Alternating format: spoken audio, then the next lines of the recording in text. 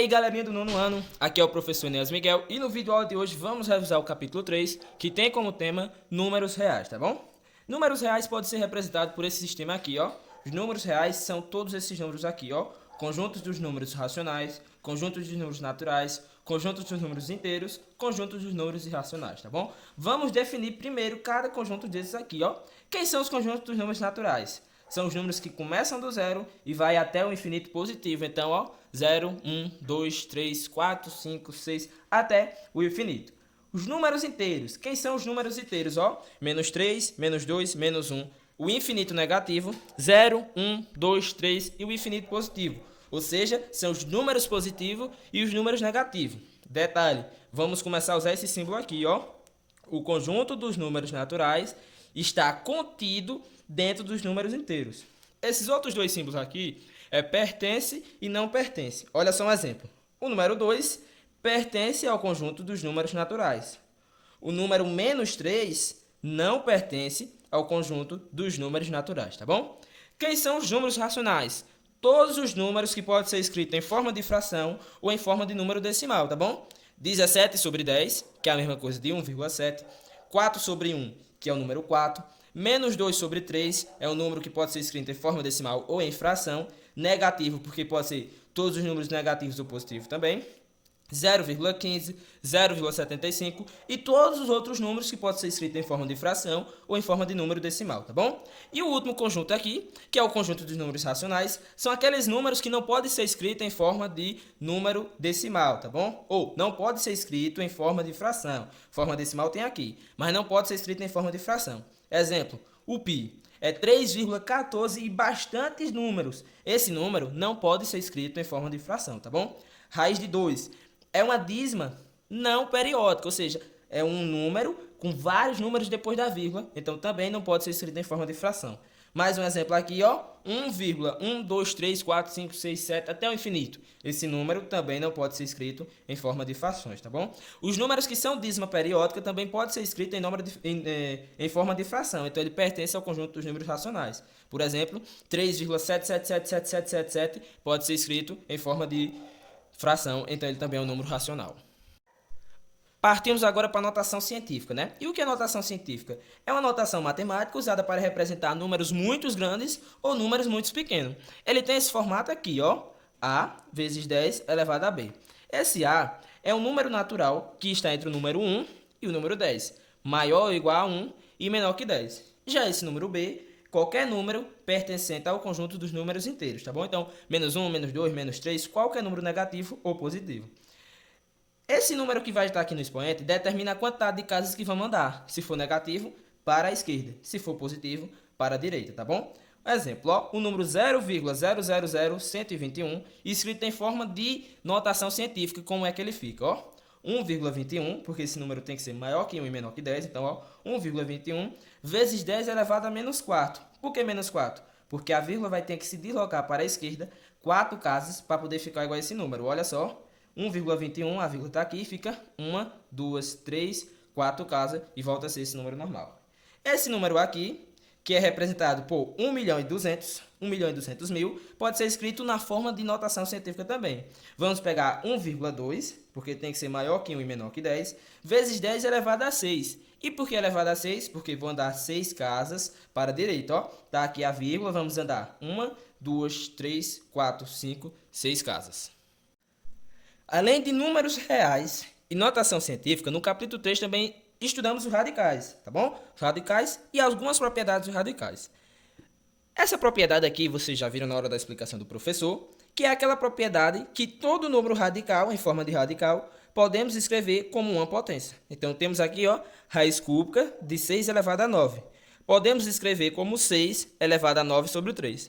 Essa propriedade eu costumo falar para os alunos lembrar que vocês podem fazer da seguinte maneira. Quem está no sol vai para a sombra. Olha que o número 3 estava aqui na parte de fora do radical, veio para a parte de baixo da fração. Então, ele estava no sol e veio para a sombra.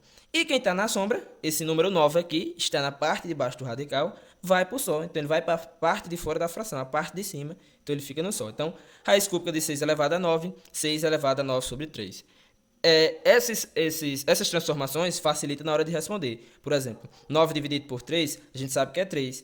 e 6 elevado a 3 é igual a 216. Então, ó, a raiz cúbica de 6 elevado a 9, 216.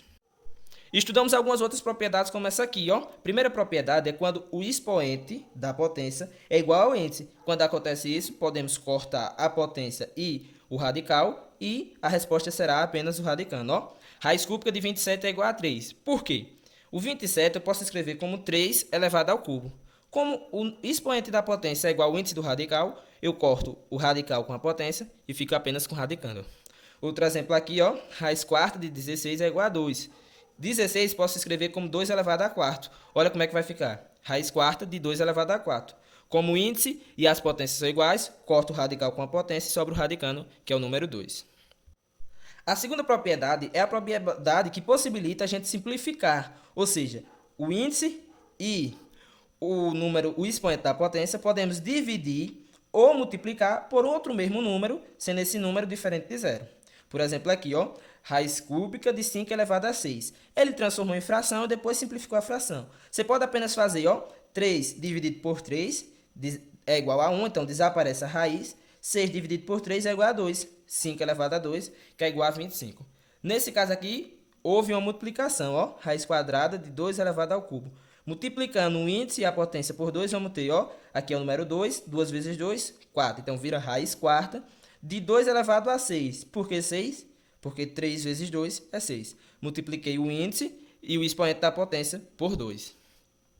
Essa terceira propriedade é a propriedade da multiplicação e da divisão, tá bom? Quando temos o mesmo índice, com a multiplicação de raiz, podemos repetir a raiz com o mesmo índice e multiplicar apenas o radicando. Por exemplo, aqui, ó, raiz de 4 vezes a raiz de 9.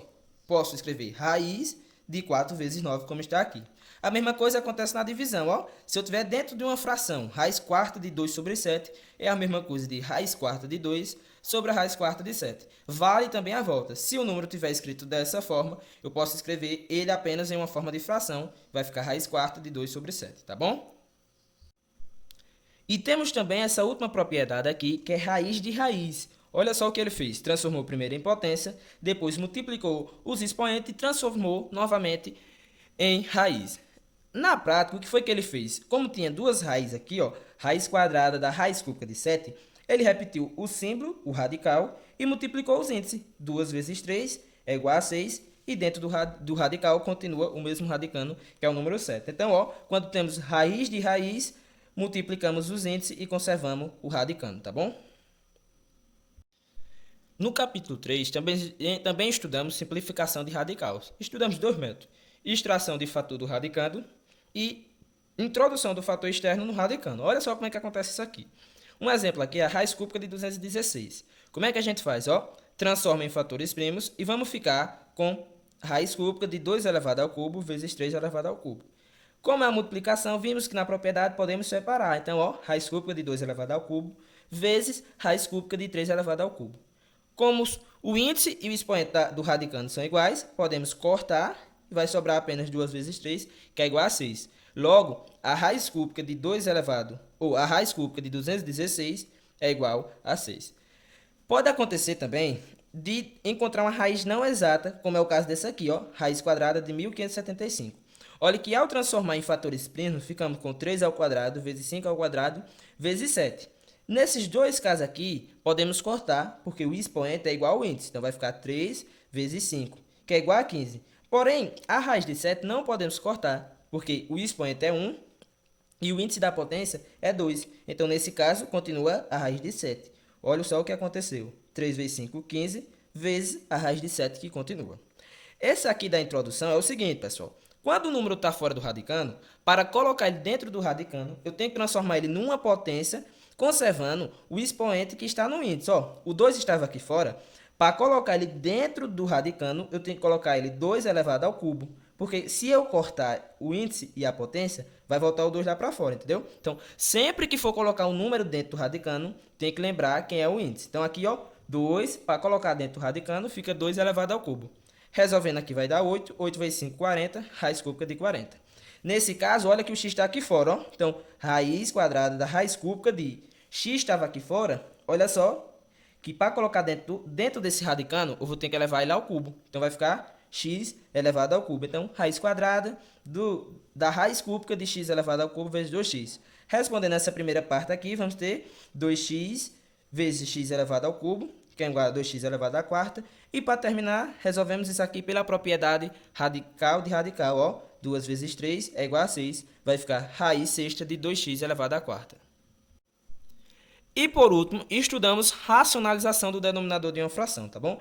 Quando o denominador é uma fração, nesse exemplo aqui, 2 sobre raiz de 2, para racionalizar, precisamos tirar a raiz do denominador.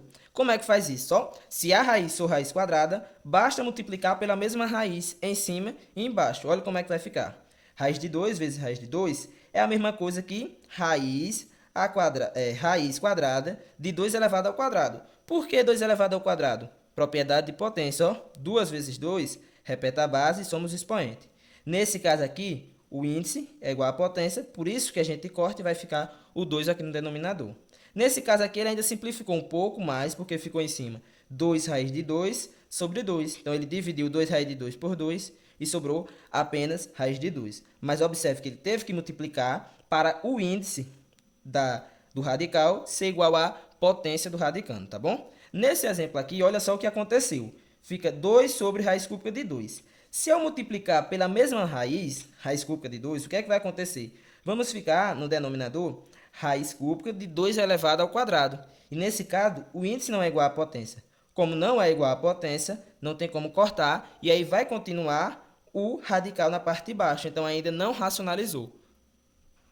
Nesses casos, para racionalizar, precisamos deixar o índice e o expoente do radicando iguais para poder cortar. Olha só, para ficar iguais, ele teve que multiplicar a raiz cúbica de 2 pela raiz cúbica de 2 elevado ao quadrado. Porque aqui o que é que ele vai fazer? Conservar a raiz cúbica e multiplicar 2 vezes 2 ao quadrado. E quando multiplicamos bases iguais, ó, 2 vezes 2 ao quadrado, repete a base, que é o 2, e somos expoente. Ó, 1 mais 2, 3. Agora ficamos com o mesmo índice e o mesmo número na potência do radicando, o mesmo expoente. Então aqui eu posso cortar, vai ficar 2 raiz cúbica de 4 sobre raiz cúbica de 2 elevado a 3. Quando eu corto, vai ficar 2 raiz cúbica de 4 sobre 2, dividindo aqui, ó, simplificando, 2 dividido por 2 é igual a 1, vai ficar raiz cúbica de 4. Vamos aprender mais durante os exercícios.